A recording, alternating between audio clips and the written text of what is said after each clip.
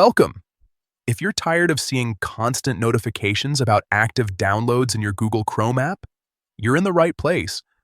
Those alerts can quickly become distracting, especially when you're downloading multiple files or just want a cleaner notification panel. The good news is you can easily turn them off in just a few steps. Let's get started. First, open the Google Chrome app on your device. Once you're inside the app, look at the top right corner of your screen and tap on the three dots.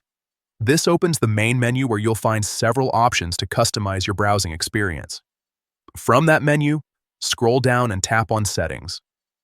This will take you to Chrome's Settings page, where you can control everything from privacy to notifications. Next, find and tap on Notifications. Here, you'll see all the notification settings related to Chrome.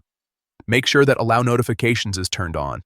This might sound a bit confusing, but keeping it enabled allows you to manage specific notification types individually. Now tap on Notification Categories. This section gives you more detailed control over the different kinds of alerts Chrome can send you. Scroll through the list until you find active downloads. Once you see it, simply toggle it off. That's it. You will no longer receive notifications about ongoing downloads.